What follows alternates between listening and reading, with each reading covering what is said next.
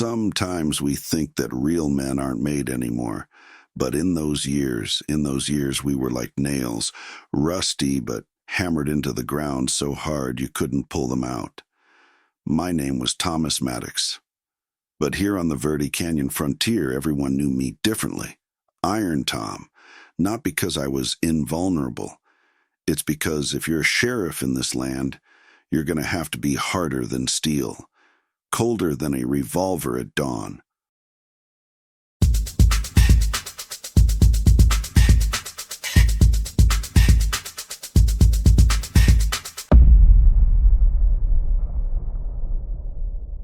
I was alone, all alone.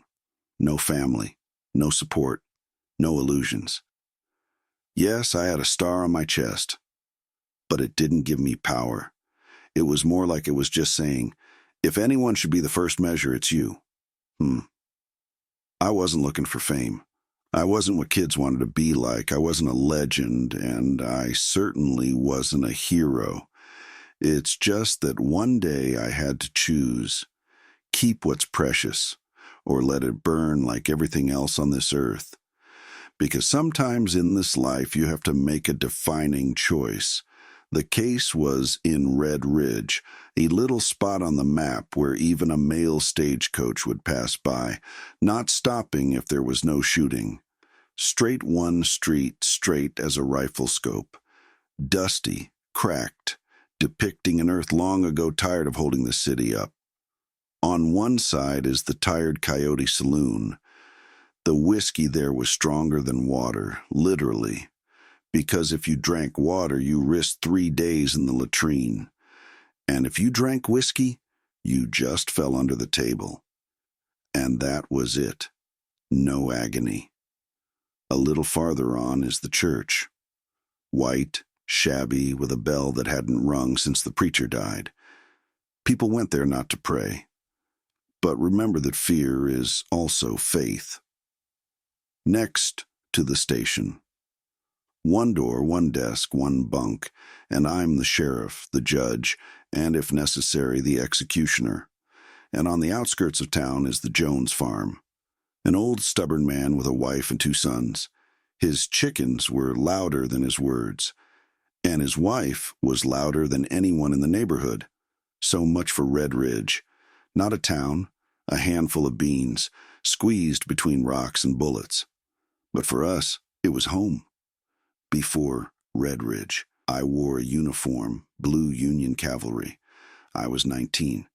A horse, a saber, a carbine, and the illusion that we were fighting for the righteous cause. The first year I wrote letters to my mother. The second year I wrote casualty reports. And on the third, I didn't write anything anymore. Because everyone who was with me was left in the clay beneath the city of Savannah. We were sent out on a reconnaissance mission. 8 men, no communications, no maps, no commander, just orders from someone who didn't give a damn about our lives. The bullets came at dawn. My men fell one by one like candles in the wind. Soon I was alone, with a revolver missing a cartridge and eyes full of the dead. Since then, I haven't worn an army uniform, and I'll never be part of anyone's army. I chose solitude because at least they know who would betray you. And years later, I was elected sheriff of this godforsaken town. We lived quietly. The town was like an old dog, sometimes barking, but mostly lying in the sun waiting for the sky to change color. In the middle of the day, the children ran between the houses. Jones's chickens ran right into the saloon, and I was sitting at the precinct window drinking coffee as bitter as life, and waited for someone to get drunk enough to start a fight. Sometimes it seemed as if danger had left here along with the youth, but that was a delusion, because one morning I heard a boy gasping for breath coming down the south road. Dust up to his knees, eyes whiter than salt. Someone told him to get the information to me right away. That they're coming. Greaves and his goons.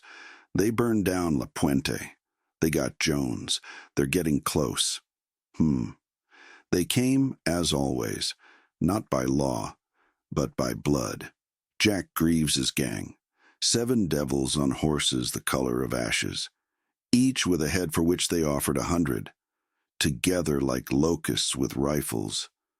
Before this day, they had burned 3 settlements in the south, wiped the rancheros to dust, buried the watchman at Dry Bluff alive, and La Puente burned all night until only a chimney remained, like a cross on a grave. And now, these creeps were on their way to us. To Red Ridge, my town, where I was the last person to tell them not today. There were hardly any men left in town that day. Most went north to Flagstaff, driving cattle for the cattle drive, trying to make it to the end of the season and sell the livestock that had gone up in price. The South had long been a source of concern for us. There were rumors, burned villages, missing wagons.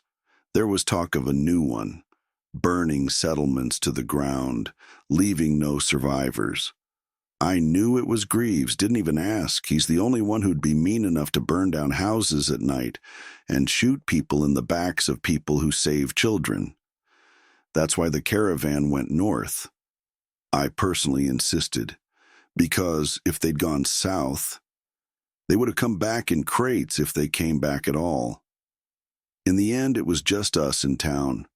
Me, old Hunter Bill, and 3 old men who were already struggling to climb the stairs. The women and children clung to each other. They didn't whine, they didn't complain, just preparing to live another day, like they always did in the Wild West, when the boy ran away. I stood in the doorway of the precinct for a while, just staring at the street. The silence there was unnatural. No chickens, no dogs, no rustling wind. It was as if the air itself stood still, waiting to see which way the riders would come from.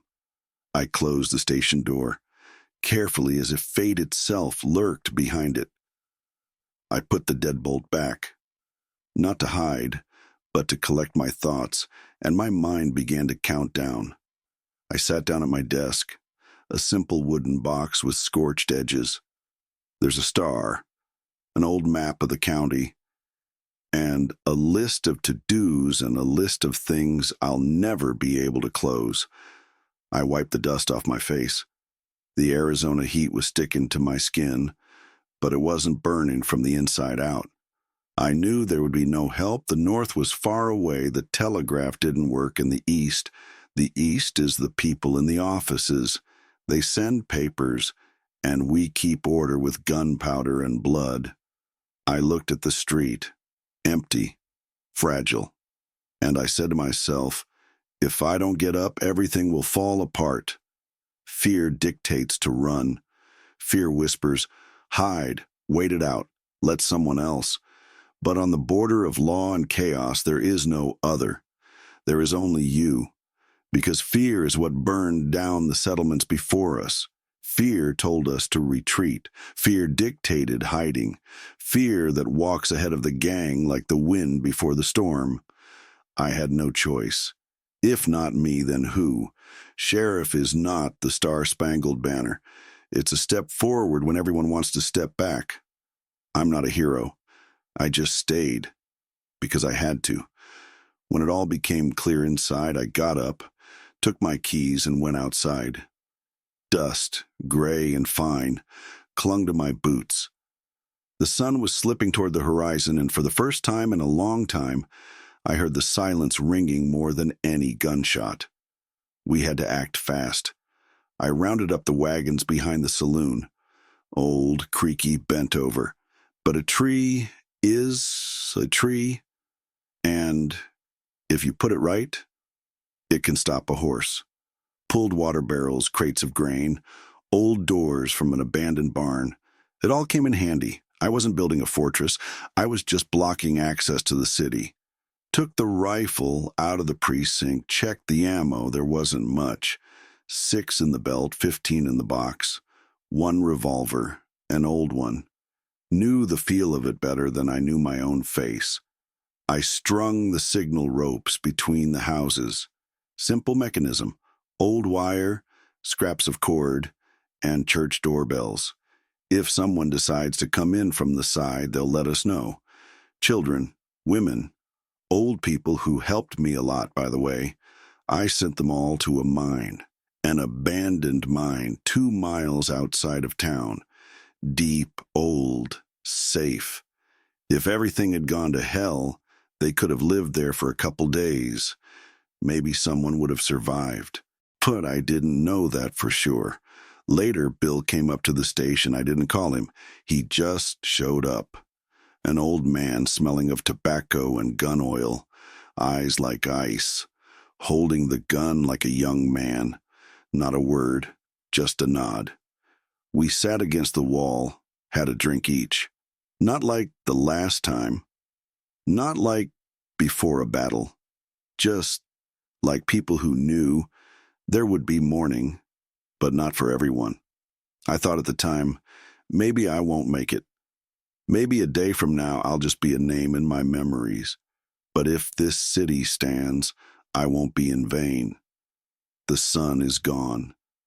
Beyond the horizon, the heat remained, and darkness has come to us, one where you can't see your fingers in front of your eyes, the kind where a rustle can be the wind, or it could be death on hooves. Bill and I sat in silence, no words, no movement, just ears sharp as blades, and eyes that reflected the street, as empty as the street before the execution. And then they came. No ringing, no hum, no shouting, just hoofbeats on the dust, like heartbeats when you feel it begin. 7 horsemen, blacker than the night itself. Horses like ashes, the men as drawn from the underworld itself. They drove slowly, as if they knew no one would get in their way, as if Red Ridge already belonged to them. Like this town was just the next candle to be blown out. I watched them from behind the wagon. My breathing was hitching. My hand rested on my rifle, not out of fear, out of habit, finger on the trigger, eyes only on one. Greaves. He was riding in front, hat low, face like a dusty coin, eyes black, no light. I felt a thin thread stretch between us, and if someone touched it, it would break. They stopped in the middle of the street.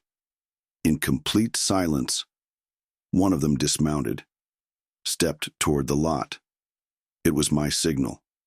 I fired first. The bullet went through his chest. He flew off like a kicked door. At the same second, the darkness exploded with a rumble.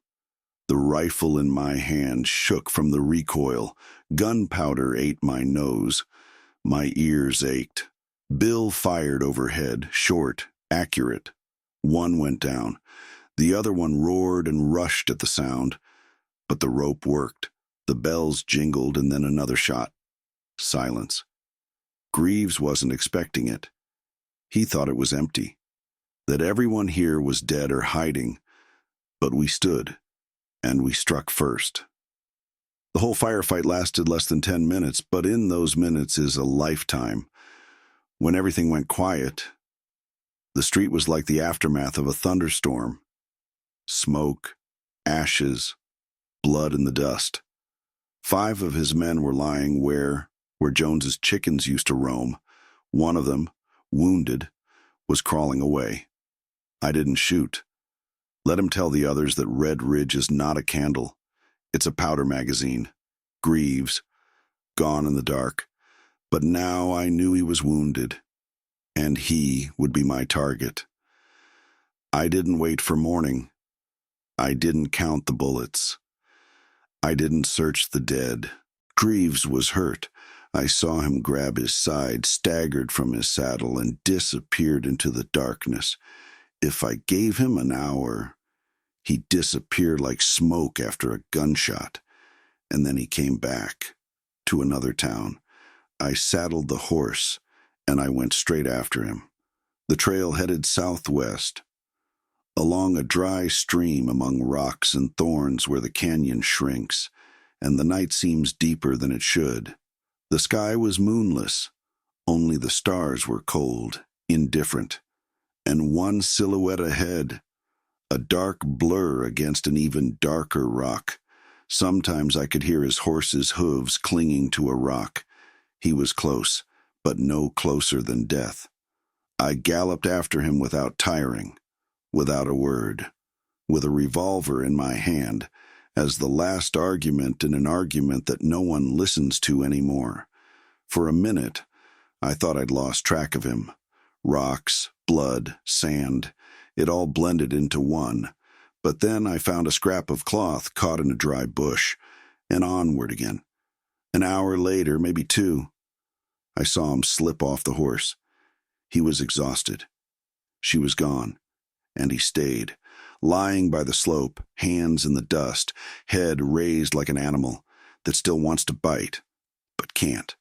I approached slowly, not because I was afraid, but because it had to be done. Right. He looked up.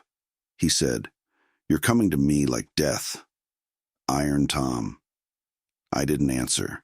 I just stared at him.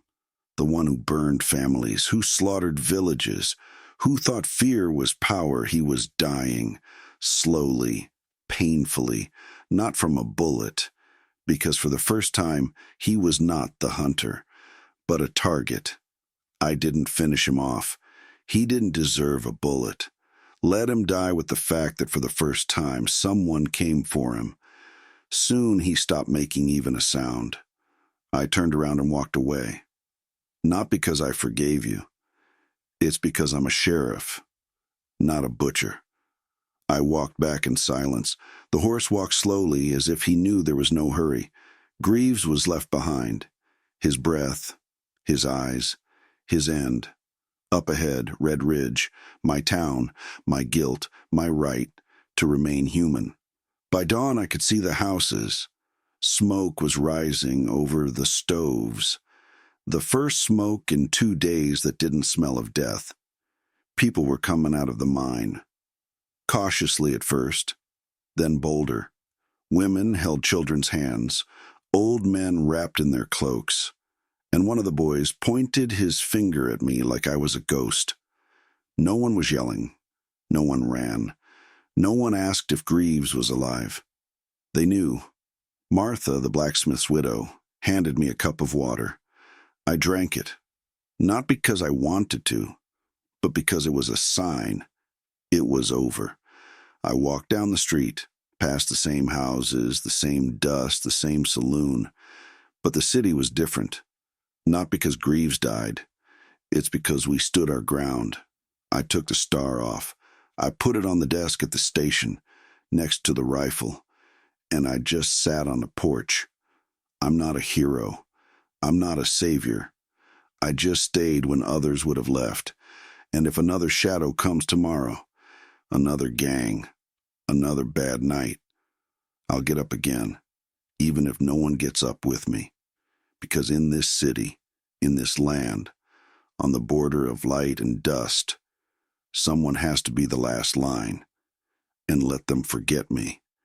The main thing is to remember that the law once lived here,